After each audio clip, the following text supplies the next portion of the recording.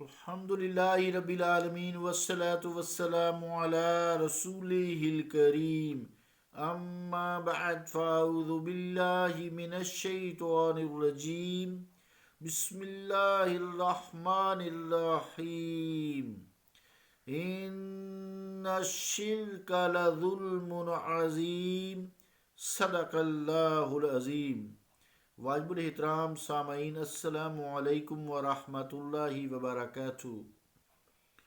آیت کریمہ جو تلاوت کرنے کی سعادت حاصل کی ہے، اس کا ترجمہ ہے کہ بے شک شرک عظیم ظلم ہے، اللہ کا قول سچا ہے جو بڑی ہی عظمت والا ہے۔ عزیزان گرامی قدر، جو سجدہ عبادت ہے صرف اللہ تعالیٰ کو ہے، اللہ کے علاوہ کسی کو نہیں۔ سجدہ تعظیمی باقی امتوں میں جائز تھا، امت محمد مصطفیٰ صلی اللہ علیہ وآلہ وسلم کی امت کو سجدہ تعظیمی بھی حرام ہے۔ یہ بات ہوئی ہے ہماری۔ آئیے دیکھتے ہیں کہ بوسہ لینا، بعض لوگ مزارات کا، جالی شریف کا، اب تو خیر نہیں وہاں تک رسائی انہیں دیتے، تو جالی شریف کا بوسہ لیتے تھے حضور پاک علیہ الصلوۃ والسلام کے روضہ پاک کی۔ پھر کچھ دیگر مقدمات ہوتے ہیں، مقدسہ مقامات ہوتے ہیں، مقامات مقدسہ، مقدس مقام، ان کا احترام ہے، اس احترام کے اظہار کے لیے بوسہ لینا مستحب ہے۔ مثال قرآن مجید ہے، اللہ کا کلام ہے، اس کا بوسہ لینا ثواب ہے، محبت احترام ہے۔ اگر بوسہ لینا شرک ہو جیسا کہ کچھ لوگ کہتے ہیں، تو قرآن مجید اگرچہ خدا کا کلام ہے لیکن خدا نہیں ہے، اللہ کی صفت ہے، اللہ کا کلام ہے لیکن خدا نہیں ہے، اور اس طرح لائق سجدہ بھی نہیں ہے۔ اللہ کی ذات کو سجدہ ہے نا، لفظ اللہ ذات ذاتی نام ہے، اور باقی جو صفاتی نام ہے، کمالاتی نام ہے، تو کیا اس کے بوسے کو ناجائز کہیں گے؟ قرآن مجید کے بوسے کو ہرگز نہیں کہیں گے۔ جو شیوخ ہیں، جو صوفیہ اکرام ہیں، جو قرآن و حدیث کے ماہر ہیں، انہوں نے مزارات کا بوسہ لینے سے بھی عوام کو روکا ہے، لیکن اس لیے روکا ہے کہ وہ جہالت کی وجہ سے آہستہ آہستہ جھکتے جھکاتے سجدے تک بھی پہنچ جاتے ہیں۔ ہر ایک کو تو اتنا علم نہیں ہے۔ ہاں، جو لوگ سجدے اور بوسے کا فرق سمجھتے ہیں ان کے لیے جائز بھی ہے اور مستحب بھی ہے۔ بوسہ محبت یا پھر احترام ہی کے لیے دیا جاتا ہے۔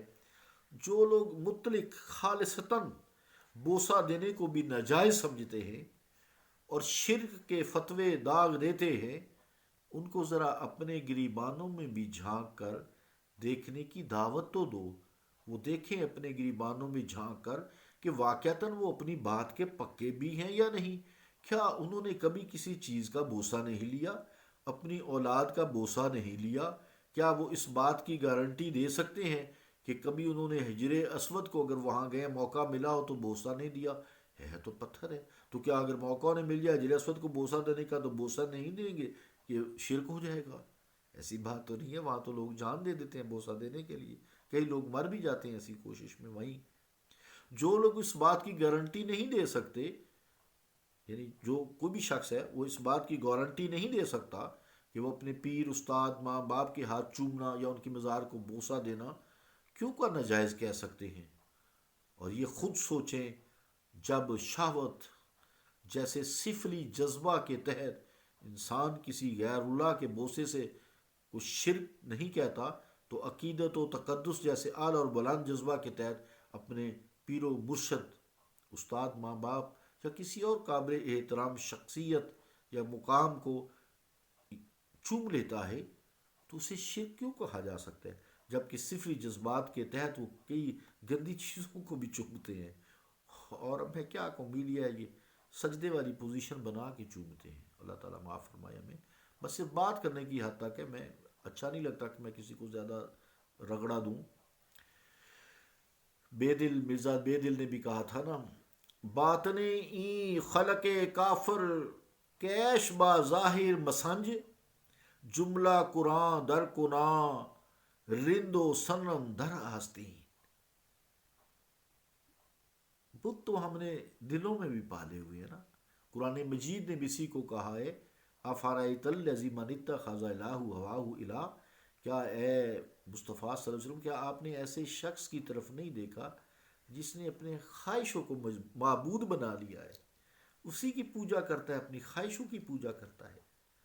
تو اب شرک کا تو کوئی فتویٰ نہیں ہے۔ ہر شخص جب خواہش ہوتی ہے کسی بھی چیز کی تو کوشش تو لگا رہتا ہے کہ میں اس کو پورا کر کے دم لوں۔